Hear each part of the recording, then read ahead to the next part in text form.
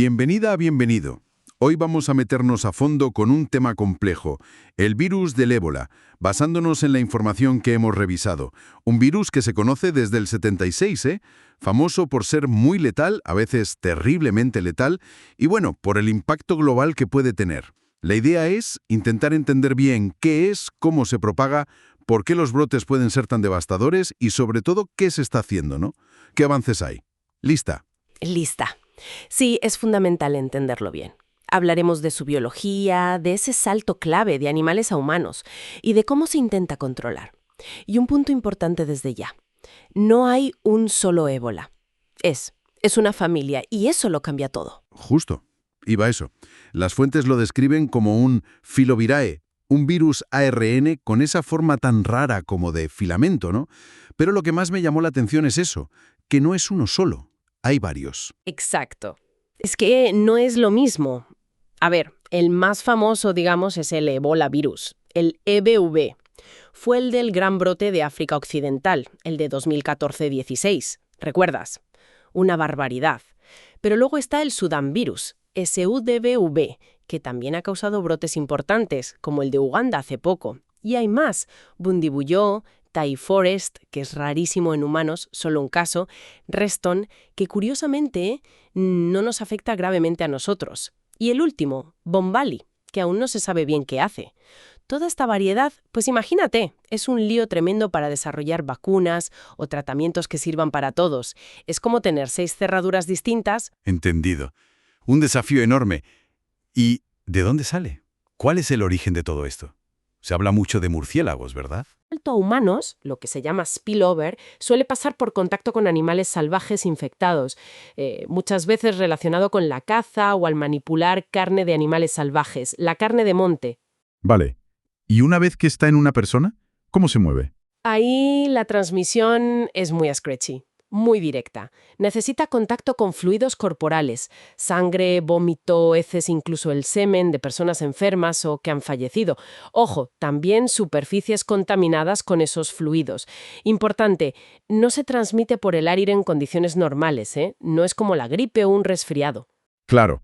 Eso explica el riesgo tan alto para sanitarios o en funerales sin protección. Exactamente. Son situaciones de mucho riesgo si no se toman precauciones extremas. Hay algo que leí que me dejó, bueno, bastante sorprendido, que el virus puede persistir, que se queda en gente que ya ha superado la enfermedad. Sí, sí. Y esto es clave. Es un aspecto fascinante y preocupante a la vez. El virus puede como esconderse en sitios del cuerpo donde el sistema inmune no llega tan fácil. Hablamos de los testículos, los ojos, el sistema nervioso central. Son como santuarios y la persistencia en el semen durante meses es muy relevante. Puede causar transmisión sexual bastante tiempo después de que la persona se haya recuperado. O sea que podría reavivar un brote que se creía terminado. Exacto. Puede pasar. Por eso es tan importante el seguimiento a largo plazo de los supervivientes y mantener prácticas seguras. Uf, esa persistencia, más la transmisión directa. Se entiende mejor por qué los brotes grandes son tan terribles. África Occidental, más de 11.000 muertos. O el de la ARDC, en zona de conflicto además. Es devastador. Totalmente. No es solo la enfermedad, es el colapso del sistema sanitario, que ya suele ser frágil. Es la crisis económica, la interrupción de todo lo demás, vacunaciones infantiles, atención a otras enfermedades. Y el estigma social para los que sobreviven y sus familias es brutal. Pero, a pesar de todo, ha habido avances, ¿no? La ciencia no se ha quedado quieta. No, para nada. A ver, los cuidados de soporte, la rehidratación, tratar los síntomas, eso sigue siendo vital y salva muchas vidas. Pero es que ahora, para el Ebola virus, EBV, el más común, tenemos cosas específicas. Hay tratamientos aprobados, como Inmazeb y Ebanga.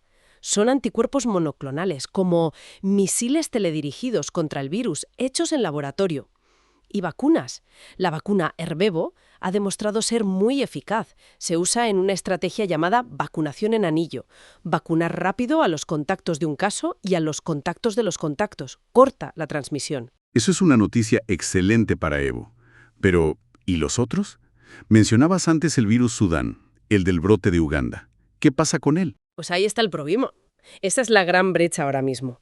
Para el virus Sudán, SVV, o para Bundibugyo, todavía no tenemos ni vacunas ni tratamientos aprobados. Se está trabajando, claro. En Uganda, durante ese brote, se probó una vacuna candidata contra SVV. Eso demuestra que la ciencia puede reaccionar rápido, pero necesitamos urgentemente defensas más amplias, lo que llamamos contramedidas panebolavirus, que funcionen contra varias de estas especies. Esa investigación es prioritaria, sin duda. Entonces, resumiendo un poco, tenemos un virus que no es uno, sino varios. Se transmite por contacto directo con fluidos, no vuela por el aire. Puede quedarse en el cuerpo de los supervivientes de forma sorprendente. Los brotes tienen un impacto social y económico tremendo. Y aunque hay avances muy buenos con vacunas y tratamientos, son sobre todo para una de las especies, para EBOV. Exacto. Y si juntas todo eso, los desafíos son claros. Primero, es impredecible cuándo y dónde va a saltar otra vez de un animal. Segundo, esa diversidad del virus nos deja, con huecos en la protección. Tercero, la necesidad de sistemas de salud fuertes que puedan detectar rápido y responder. Y cuarto, la lucha constante contra la desinformación y el estigma, que a veces hacen tanto daño como el propio virus. Y para terminar, una reflexión que me surge de todo esto.